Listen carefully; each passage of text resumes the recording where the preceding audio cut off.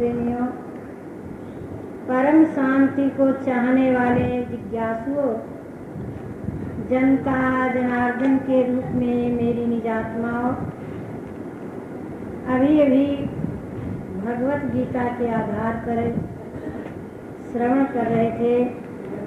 भगवान श्री कृष्ण अपने परम धाम का परिचय दे रहे थे कि हे अर्जुन, वो मेरा परम धाम ऐसा है जहाँ पर मन वाणी की भी गम नहीं, वहाँ सूर्य चंद्रमादिकों का प्रकाश नहीं, वहाँ पति और पत्नी का व्यवहार नहीं, वहाँ माता और पुत्र का प्यार नहीं, वहाँ पर कोई ओम सोहम का जाप नहीं।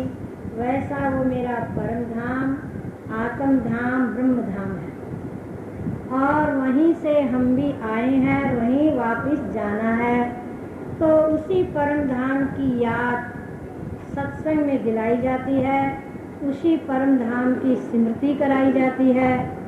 तो ये भगवत गीता के आधार पर भगवान श्री कृष्ण की वाणी श्रवण कर रहे थे अभी। अब आइए रामायण के आधार पर कागभूषण जी और गरुड़ जी का संवाद चल रहा है। गरुड़ जी ने 7 प्रश्न किए थे। पहला प्रश्न क्या था कि सबसे दुर्लभ कौन सा शरीर है। उसके उत्तर में बताया गया सबसे दुर्लभ ये मानव शरीर है। और दूसरा प्रश्न था सबसे बड़ा दुख क्या है, तो नहीं दरिद्र सम दुख जग माही, इसका भी उत्तर बता दिया गया। तीसरा प्रश्न था कि सबसे बड़ा सुख क्या है, तो संत मिलन सम सुख जग नाही, संत के मिलने के समान संसार में और कोई सुख नहीं है, क्योंकि संत ही भीतर का सुख देते हैं। चौथा प्रश्न था संत और असंत का मर्म बताओ। तो कागभूषण जी ने बतलाया कि संत वही है जो परोपकारी है, जिनके स्वभाव का शास्त्रों में वर्णन है। असंत वही है जो पराये को दुख दे करके प्रसन्न होते हैं। संत वही है दूसरे को सुख दे करके राजी होते हैं। फिर 5वां प्रश्न था कि सबसे बड़ा पुण्य क्या है, तो ये उत्तर में कहा अहिंसा ही सबसे बड़ा पुण्य है। फिर 6ठा प्रश्न सबसे बड़ा पाप क्या है, पराई निंदा के समान कोई पाप नहीं है। ये जो निंदा होती है मुंह से, ये सबसे बड़ा पाप है। 7वां प्रश्न था मानस रोग बताओ। तो कागभूषण जी मानस रोगों का वर्णन कर रहे हैं। कल बताया गया था मोह सर्व व्याधियों की जड़ है, सर्व दुखों का बीज है, और उस मोह से ही नाना प्रकार के सूल चुभते हैं। मन में भी चुभते हैं, तन में भी चुभते हैं, जीवन में बड़े बड़े सूल पैदा होते हैं दुख के। ये सब मोह से पैदा होते हैं। और काम रूपी वायु और क्रोध रूपी जो पित्त है और लोभ रूपी कफ है, ये तीनों मन के अंदर बैठ जाते हैं, मित्रता कर लेते हैं, तो एक शून्यपात की बीमारी हो जाती है। जैसे शरीर में वायु कफ पित्त तीनों बढ़ करके एक हो जाते हैं, तो जीवन शरीर सुन्ना हो जाता है और वो चाहे जैसे बोलने लगता है। जिसके शून्यपात की बीमारी होती है उसको होश हवास नहीं रहता। तो जिसके मन में मोह का डेरा पहले से है, मोह माने ज्ञान, और फिर ये काम क्रोध लोभ तीनों आ जाए और तीनों की मित्रता हो जाए और तीनों एक जैसे होके इसमें रहने लग जाए मन के अंदर, तो फिर पूछो मत। फिर तो ऐसा शून्यपात आता है, न बड़े का ज्ञान होता है, न छोटे का ज्ञान होता है, न कर्तव्य का ज्ञान होता है, न अकर्तव्य का ज्ञान होता है, न धर्म का ज्ञान, न अधर्म का ज्ञान। चाहे जैसे बोलना, चाहे जैसे कहना, चाहे जैसे ही जीवन को बरतना, तो ये तीनों भाई जब इकट्ठे होते हैं, इसका कारण कौन है? ज्ञान। इसका कारण क्या है? मोह। तो इस मोह की निवृत्ति का उपाय करना चाहिए। मानस रोगों की निवृत्ति का उपाय आगे वर्णन आएगा। कल आपके सामने बताया था कि मोह संसार में डुबाता है, मोह ही शरीर में डुबाता है। तो इस मोह की निवृत्ति ज्ञान से होती है। और ये क्रोध क्यों आता है? अज्ञान और मोह से। इस देह को मैं मानने से काम शत्रु सताए है, पूरी न हो जब कामना क्रोध झट आ जाए है। हो क्रोध से बुद्धि मलिन अति मोह में फंस जाए है, मोहांध बुद्धि जीव को नाना नरक दिखलाए है। इस 3.5 हाथ प्रमाण शरीर को, इस मल और मूत्र के भांजन को, इस हड्डी मांस के ढांचे को, इस दुर्गंधी के स्थान को जो कहता ये मैं हूँ और मेरा है, इसको मैं मानता है, तो एक काम नाम का शत्रु पैदा हो जाता है। और कामना में विघ्न पड़ते ही झट कौन पैदा होता है? क्रोध आता है। और यदि कामना पूरी हो तो क्रोध नहीं आएगा, पर दूसरा आ जाएगा। कौन? लोभ आ जाएगा। आप ये व्यवहार में अनुभव किया करो कि हमारी इच्छा पूरी हो गई, क्या संतोष आ गया? दूसरी इच्छा तैयार, दूसरी पूरी हुई, तीसरी इच्छा तैयार, तीसरी पूरी हुई, चौथी इच्छा तैयार। तो ये लोभ जो है ये भागता नहीं। आकाश जैसे पदार्थों से नहीं भरता, ऐसे लोभी का हृदय कभी धन से तृप्त नहीं होता। जैसे अग्नि घी से धापती नहीं, ऐसे लोभी का मन धन से धापता ही नहीं, और चाहिए और चाहिए। और लोभी का मन कैसा होता है? पागल कुत्ते के समान होता है। जैसे पागल कुत्ता दर दर भटकता है, इधर उधर घूमता रहता है घर घर में, और लोग उसका तिरस्कार करते रहते हैं, ऐसे लोभी दर बदर भटकता है, उसका मन भटकता है, मन के पीछे तन भटकता है, तो उसकी कोई इज्जत नहीं होती। और लोभी है, उसका मन कैसा रहता है? कोई कुछ देता रहे, देता रहे।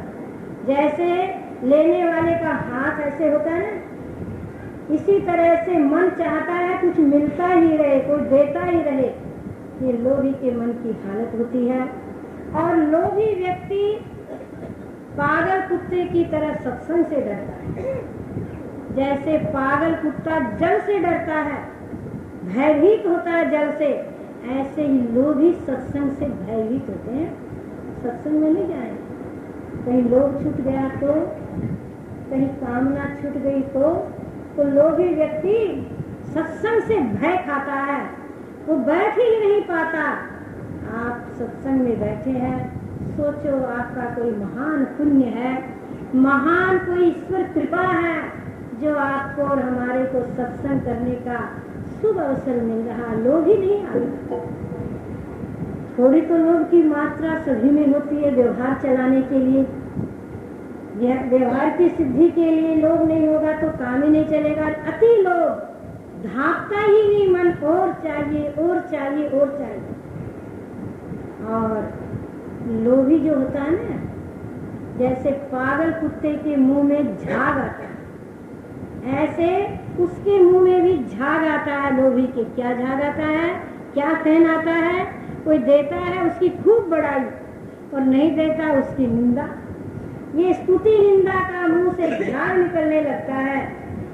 और लोभी कुत्ता काटता है, ऐसे वो भी गालियों के द्वारा दूसरे को दुख देता है। तो ये लोभ जो है ये भी एक बड़ा भारी रोग है। और दूसरा इसका भाई क्रोध, बस पूछो मत। ये तो आकर सबको सताया करता है, सबको दुख देता है।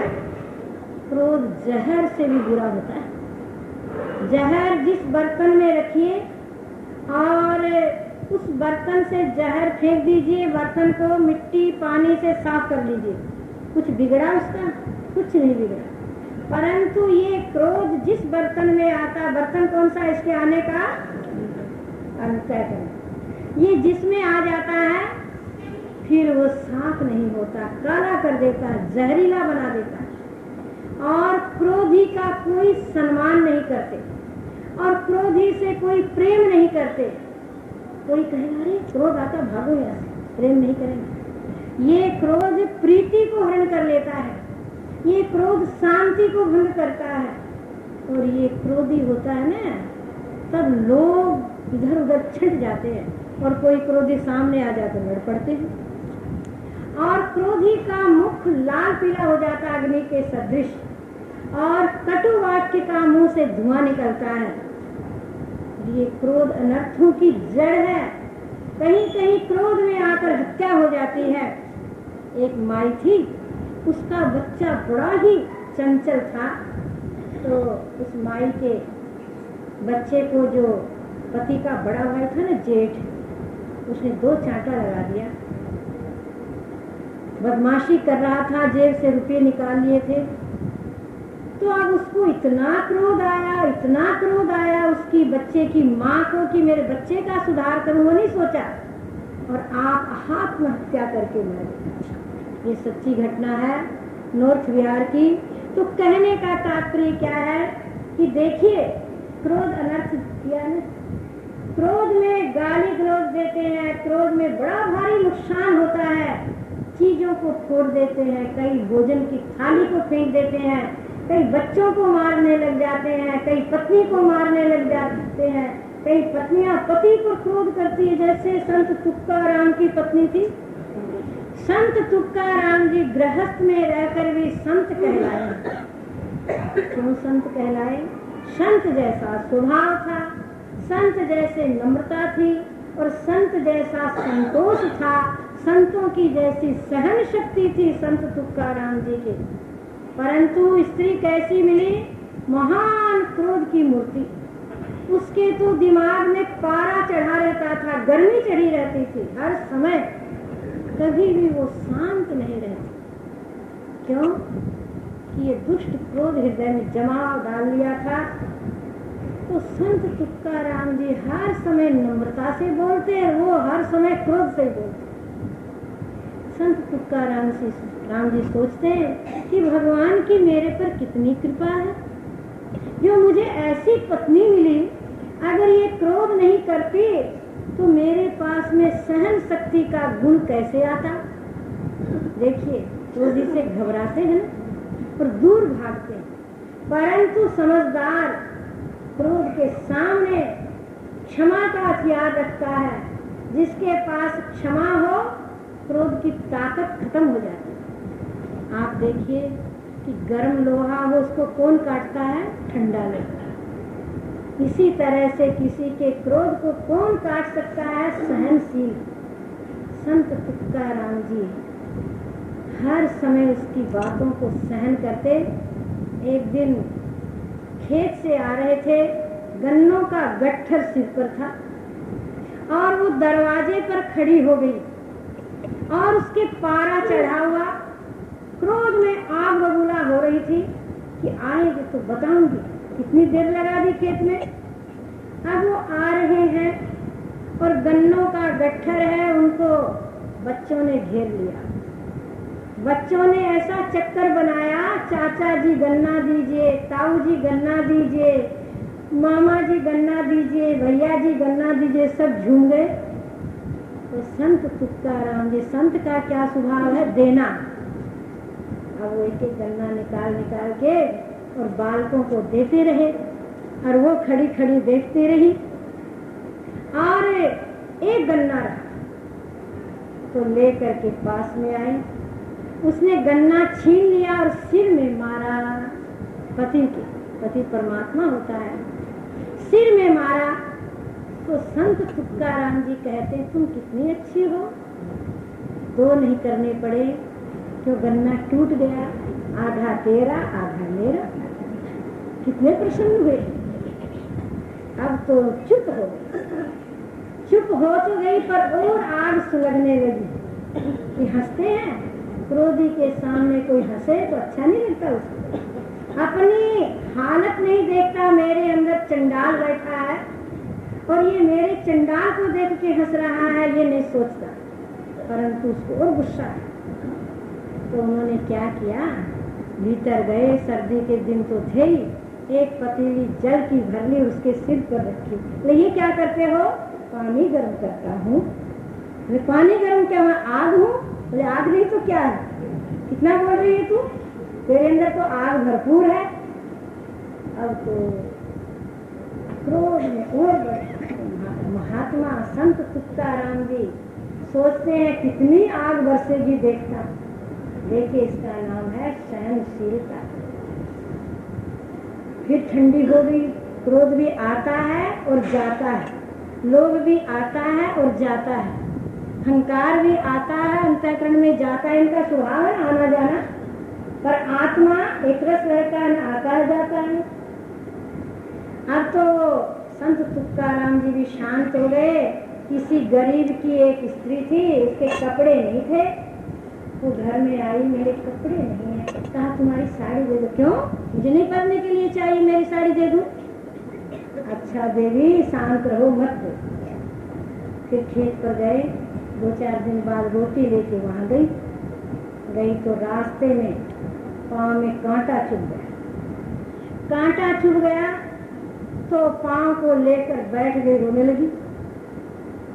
तो भगवान अंतर्यामी, संतों के रक्षा करने वाले, संतों की सहायता करने वाले भगवान कहते संत और भक्त तो मेरे हृदय में है, मैं उनके हृदय में हूँ।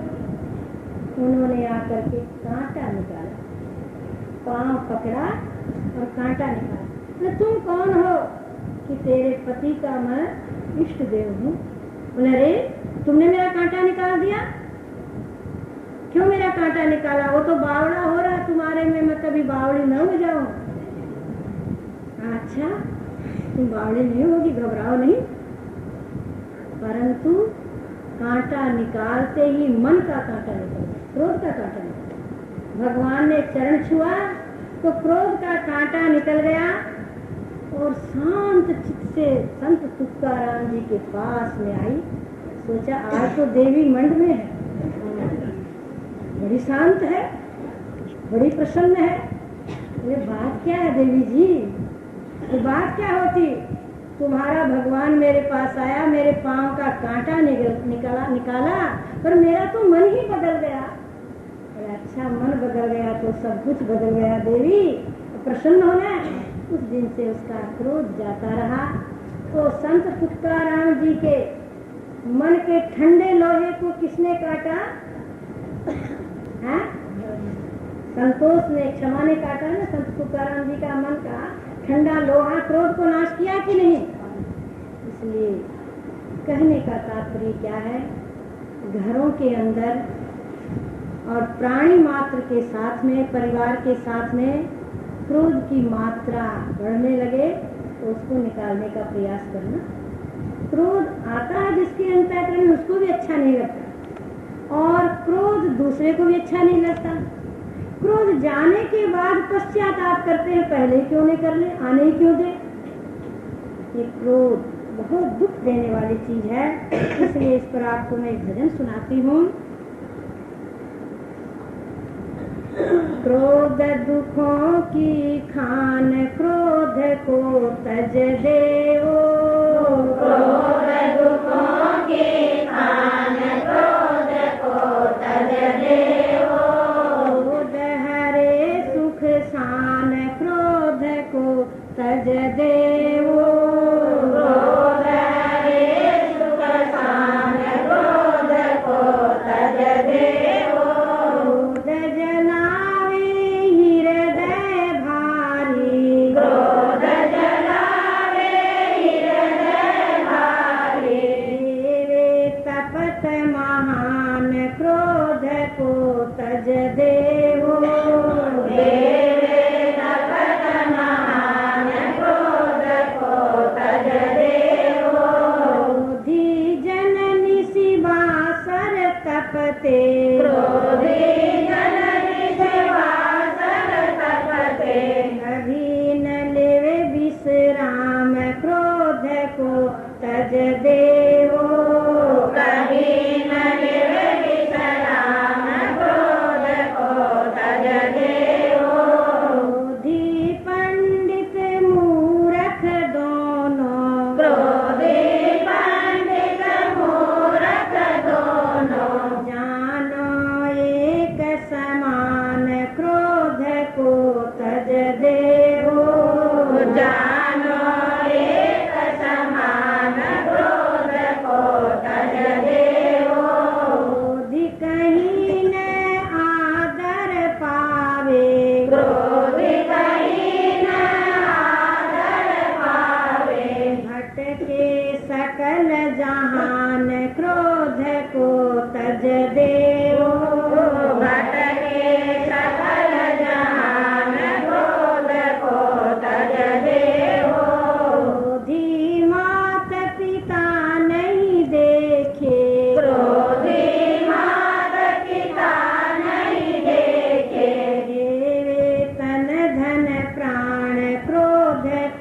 तज देओ। वे धन धन प्राण क्रोध को तज देओ। क्रोधी मन में हिंसा जागे, क्रोधी मन में हिंसा जागे। क्रोधी मन नहीं ज्ञान ही लागे, क्रोधी मन नहीं ज्ञान ही लागे। क्रोधी सेवक गुरु नहीं भावे, क्रोधी सेवक गुरु नहीं भावे। भावे वेद पुराण क्रोध को तज देओ। गावे वेद पुराण क्रोध को तज देओ। देह मान कर क्रोध उत्पन्न हो, देह मान कर क्रोध उत्पन्न हो। तजो देह अभिमान क्रोध को तज देओ। तजो देह अभिमान क्रोध को तज देओ। क्रोध करो निज क्रोध भाई, क्रोध करो निज क्रोध भाई। क्रोध को शत्रु जान क्रोध को तज देओ। क्रोध को शत्रु जान क्रोध को तज देओ। पुण्य कार्य सद्गुण का नाशक, पुण्य कार्य सद्गुण का नाशक। क्रोध बड़ो बलवान क्रोध को तज देओ। क्रोध बड़ो बलवान क्रोध को तज देओ। क्षमा खड्ग से क्रोध नाश कर, क्षमा खड्ग से क्रोध नाश कर। कहते संत सुजान क्रोध को तज देओ। कहते संत सुजान क्रोध को तज देओ। कर नित सत्संग गंगा में, नाकर नित सत्संग गंगा में। प्रेम से कर स्नान क्रोध को तज देओ। प्रेम से कर स्नान क्रोध को तज देओ। हरि नारायण क्रोध तजे बिन, हरे नारायण क्रोध तजे बिन।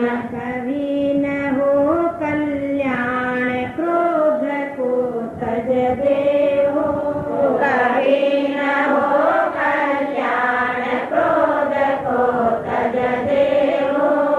क्रोध तो भाई सब गुणों को नाश करता है। जैसे हरी भरी खेती में आग लग जाए तो सर्व अन्न नष्ट हो जाता है, ऐसे ही अंतःकरण में आए हुए सद्गुणों को जला देता है। और जितना भी जीवन में पुण्य कार्य किया है उसको हरण कर लेता है। ये बड़ा दुष्ट है, ये मन का बड़ा नुकसान करता है, ये मन की एक बड़ी भारी बीमारी है, ये मन में एक बड़ा भारी रोग है। इसकी निवृत्ति का उपाय आगे भी वर्णन आएगा, पर क्षमा शस्त्र है। क्षमा खड्ग लीने रहो, खल की कहाँ बसाए, अग्नि परत तप्त रहित थल आप ही ते बुझ जाए। अग्नि ठंडी पृथ्वी पर गिरती है, अपने आप शांत हो जाती है। ऐसे ही जिसके अंतःकरण में क्षमा है वहाँ क्रोध नहीं चलता। थोड़े आगे आगे आते जाओ और बढ़ो। इथे आ 84 तेरी कट जाएगी, इथे आ 84 तेरी कट जाएगी। इथे आ 84 तेरी कट जाएगी। इथे आ 84 तेरी कट जाएगी। मिट्टी विषय विकारा वाली हट जाएगी, मिट्टी विषय विकारा वाली हट जाएगी। मिट्टी आत्म स्वरूप विच लग जाएगी, मिट्टी आत्म स्वरूप विच लग जाएगी। इथे आ तेरी कट जाएगी, तेरा 84 तेरी कट जाएगी। तो काकभूषण जी कहते, हे गरुड़ जी, ये मोह, काम और क्रोध और लोभ, ये तीन तो परस्पर मित्रता करते हैं तो मनुष्य को शूना बनाता ही है, परंतु इनका कारण क्या है? अज्ञान और मोह। आगे कहते हैं, ममता दादु कंडु ईर्षाई, ममता दादु कंडु ईर्षाई, हर्ष विषाद गरहि बहुताई, हर्ष विषाद गरहि बहुताई, पर सुख देख जरहि सोहि छई, पर सुख देख जरहि सोहि छई, कुष्ट दुष्टता मन कुटिलई, दुष्ट दुष्टता मन कुटिलई। काकभूषण जी कहते हैं, हे गरुड़ जी, और मानस रोग सुनो।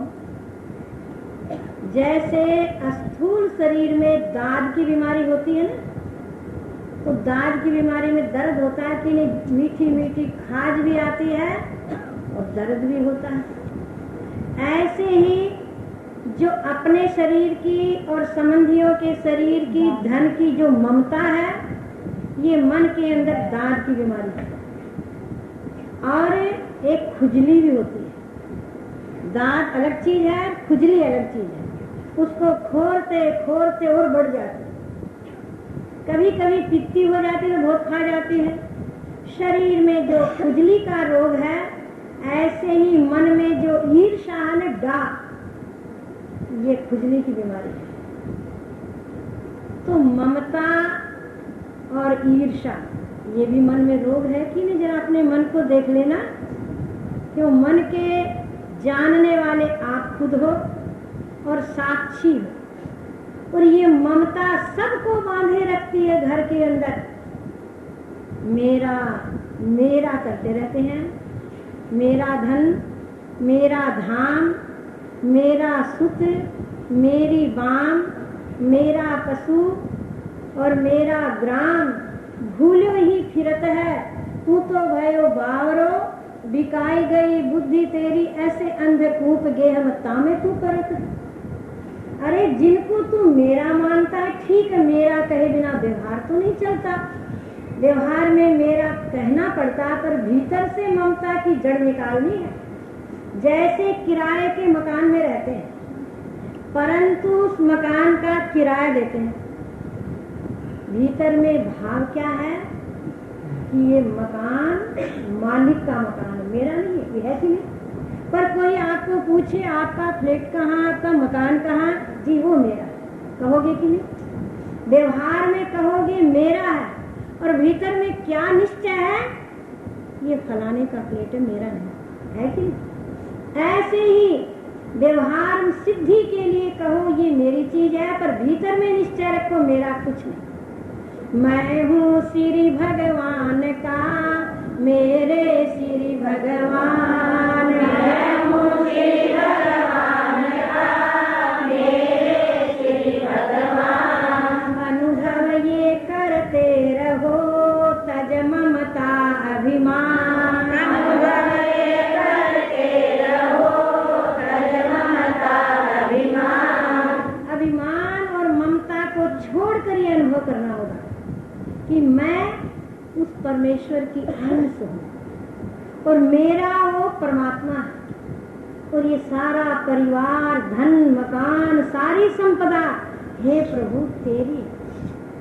तन भी तेरा, मन भी तेरा, तेरा पिंड और प्राण, सब कुछ तेरा, तू है मेरा। यही ज्ञान और ध्यान, सबसे बड़ा श्रेष्ठ ज्ञान ध्यान तो वही ये है कि हे प्रभु ये तन तेरा है, मन तेरा है, ये पिंड ब्रह्मांड तेरा है, परिवार तेरा है। बस मैंने तो यही सीखा, मैं आपका हूँ और आप मेरे। तो ममता का नाश भीतर से होता है, बाहर से तो भाई मेरा कहना पड़ेगा, और एक जबरदस्ती कहना पड़े और भीतर से ममता से दुखी होता रहे। ये ममता भीतर बैठी रहेगी ना, तो भगवान का स्मरण नहीं करने देगी। भगवान की याद नहीं आने देगी। किसकी याद आएगी? जिसमें ममता है उसकी याद आएगी। धन में ममता है तो धन की याद आएगी, परिवार में ममता है तो परिवार की याद आएगी। कोई कह भी देगा सत्संग में चलो जी, कहा जी फुर्सत नहीं। बोले क्यों? तो बहुत काम है। अरे भाई आंख बंद हो जाएगी तो फुर्सत होगी कि नहीं, जरा बताओ। अभी आंख बंद हो जाए तो धरी ढक्की रह जा कोठी धनमाल की, सब कुछ पड़ा रह जाएगा। फिर काम पीछे होगा कि नहीं? परंतु पहले कहता फुर्सत, हरि स्मरण करने के लिए फुर्सत नहीं, सत्संग भजन के लिए फुर्सत नहीं, और घूमने के लिए और कई पार्टियों में जाने के लिए कहाँ जाने के लिए समय निकाल लेते हैं। एक माई थी, उसके 9 पुत्र थे और 9 बहुएं थी और पोता नाती आप गिन लीजिए, 1-1, 2-2, 3-3, किसी 3 से तो ज्यादा नहीं मिलेंगे। कोई पुत्र की आशा में भले ही 3 कर ले, 4 कर ले, परंतु परिवार और घर में गाय भैंस, हाथी घोड़ा, कार, कोठी बंगला, फैक्ट्री, दुकान, सब कुछ ठाठ बाट। पड़ोसन कहने लगी, ये जी चलिए न जरा सत्संग में राम कथा हो रही है। राम जी मेरे के मांगे, क्यों जाऊँ राम जी, मेरे की कमी, क्यों जाऊँ, क्या कमी, मैं नहीं जाऊंगी। अब उसको कौन नहीं जाने देता है? ममता अभिमान। ताराबाई कहती है हेली जरूर सुनाना। चलो उस माई की बात पर हेली सुना देती हूँ। ए जी मैं कैया सुमरू राम, मैं मेरे खड़ी किलो सी हेली। ए जी मैं कैया सुमरू राम, मैं मेरे खड़ी किलो सी हेली। ए जी मेरे के मांग भगवान, मैं मेरे खड़ी किलो सी हेली। ए जी मेरे के मांग भगवान,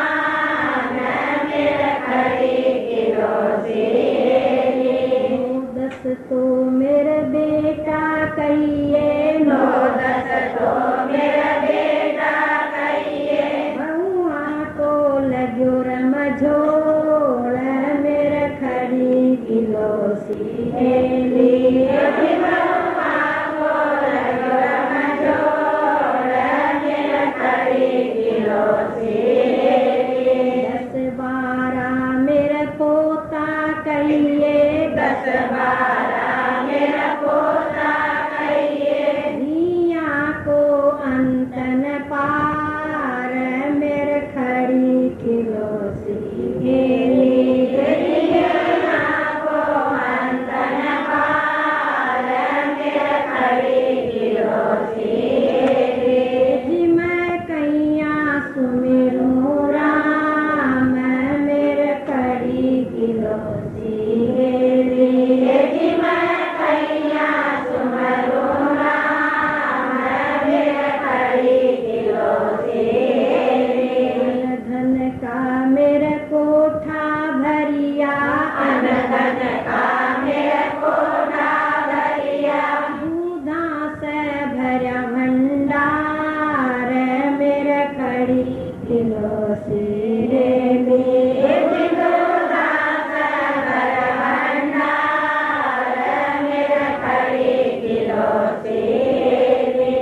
जी मेरे के मांग भगवान, मेरे खड़ी किलो सी हेली।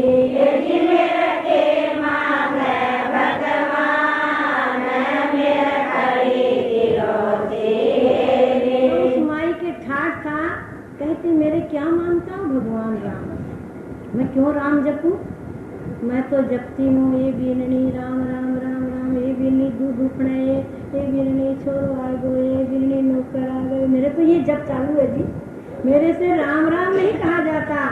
राम राम कहते तो मेरी जीभ दुखती है, और दाम दाम गिनते गिनते नोट, और न हाथ दुखता है न जीभ दुखती है। ये किसका परिणाम है? ममता की खाद चल रही है, समझे ना? ममता की खाद आ रही है, ये मानस रोग है। और तो किसी पड़ोसन ने कहा कि कि बहन जी जब आंख बंद हो जाएगी तो देखा जाएगा, यम के दूत आएंगे तो तब देखा जाएगा। पहले तो मौज ले ले, सुख ले ले परिवार का। सुख है परिवार में, वे सुख लगता है क्योंकि बुद्धि अंधी हो जाती है और मोह ग्रसित प्राणी होता है, उसको इसमें सुख लगता है। जैसे नीम के कृमि को नीम मीठा लगता है, जैसे विष्टा के कृमि को विष्टा अच्छी लगती है, ऐसे ही सांसारिक जीव को संसार का क्षणिक सुख ही, नाशवान सुख ही प्रिय लगता है। इसलिए भगवान याद नहीं आता, भगवान के नाम में मन नहीं लगता, ममता की काज चलती रहती है।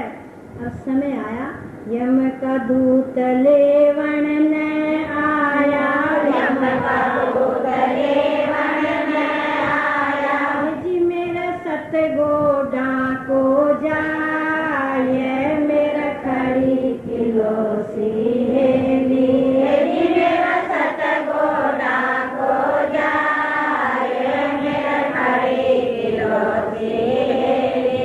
एक बार यमदूत पाछा जाओ, एक बार यमदूत पाछा जाओ, जी बहुआन देऊ समराए, मेरा खड़ी किलो सी हेली, जी भगवान देव समराए, मेरा खड़ी किलो सी हेली। जिससे ममता की खाद चलती है ना, उसको यमदूत दिखते हैं, और जिसके समता का भाव आ गया उसको यमदूत नहीं दिखते। याद रखना, उनको भगवान दिखता है। अब यमदूत दिखाई देने लगे, गोडों का सत जाने लगा। अरे यमदूतो एक बार छोड़ दो। बोले क्यों क्यों छोड़ दे? कहा बहुओं को चाबी संभला दूं, धन संभला दूं। पहले नहीं संभलाया ना, पहले संभलाता नहीं है। क्यों भाई? बात यह है आजकल का जमाना, तो इसमें कोई सेवा भी नहीं करता, और धन पास में होगा तो जरूर पूछेंगे।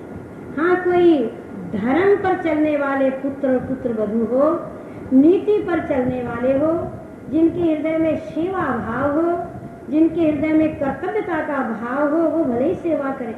नहीं तो देखते माँ देख न ले, अगर सामने जाऊंगी माँ देख लेगी तो बाहर जाना रुक जाएगा, इसलिए वो इधर उधर से ही भागने का प्रयास करती है। बेटा भी यही सोचने लगता है, पर ये नहीं सोचता कि ये दिन हमारे पर भी आएंगे, ये बुढ़ापा हमारे पर भी आएगा, फिर हमारी बहू और बेटे भी ऐसे ही भागेंगे, सेवा नहीं करेंगे। सेवा करने वाले को तो मेवा मिलता है, आशीर्वाद मिलता है, सुख मिलता है। वृद्धों की सेवा करो, कभी न बदलो रंग, ये बताया गया है ना फूलों में, 15 फूल में। तो वो कहती यमदूत अब चले जाओ एक बार। बोले क्यों? बोले बहुओं को संभला दूं। बोले माई अब नहीं जाने आयोड़ा पाछा नहीं जाने का, आयोड़ा पाछा नहीं जाने का, जी अब चलो हमारे साथ, ये हरी यहीं पड़ी रहेली, जी अब चलो हमारे साथ, खड़ी खड़ी रहेगी। यम का दूत छाती पर बैठा, यम का दूत छाती पर बैठा, जी छाती में धड़को ना, ये मन आई हेली, जी छाती में धड़को ना, ये मेरे कामन आई हेली, जी बतुलियो कलेजो का, मेरा कामन आई हेली, जी बतुलियो कलेजो का, मेरे कामन आई हेली। एक जगह की बात है, सच्ची घटना। एक माई ने नया मकान बनाया और बीमार हो गई, तो पड़ोसन आई तो कहने लगी अभी नया मकान बनाया, रही भी नहीं, ये मकान तो यही रह जाएगा बहन। कहा छाती पे ले जा। वो कह दिया साहब छाती पर ले जा, पर कोई कुछ नहीं ले जा सकता। यहीं बनता है और यहीं छूट जाता है। तो हेली यहीं पड़ी रही। जिस हेली का गर्व था, अभिमान था, मेरे किला सा मकान है, मैं क्यों राम का सुमिरन करूं, मेरा धनमाल है, मैं क्यों राम का सुमिरन करूं। अरे ये तो शरीर निर्वाह का साधन है, शरीर के काम आने वाली चीज है, परिवार पोषक चीज है। हमारे साथ जाने वाला तो प्रभु का नाम आएगा काम। और ये सत्संग में हाजिरी दे रहे हैं ना, ये हाजिरी लिखी जा रही है, ये काम आएगी। यम का दूत पूछण न लाग्या, यम का दूत पूछण न लाग्या, ये जी तेरा करिया धर्म बताए, तेरी खड़ी किलोसी हेली, ये जी तेरा करिया धर्म बताए, तेरी खड़ी किलोसी हेली। तेरा जीवन में धर्म क्या किया, कर्म क्या किया, वो तो बता जरा सा। कभी दान किया कि नहीं? अन्न दान, वस्त्र दान, सोना दान, चांदी दान, गऊ दान। इतनी बड़ी हेली तो कहीं एक झोपड़ी भी किसी के लिए बनाई क्या? कहीं धर्मशाला बनवाई, कहीं कुआं बनवाया, कहीं पर अन्न क्षेत्र खुलाया, कुछ किया कि नहीं? तो क्या कहती, कोडी कोडी माया जोड़ी, कोडी कोडी माया जोड़ी, ये जी मैं तो दी धरती में गाड़, ये जी मैं तो दी का मैं जमा करा, ये मेरे कान आई हेली, ये जी मैं तो दी धरती में गाड़, मेरे काम आई हेली।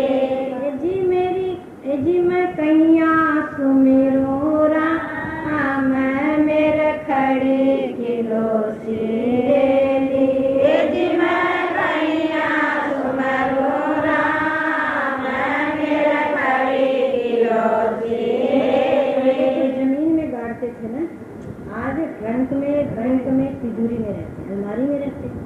अब कहने लगी एक बार भेज दो, मैं अब दान करूंगी।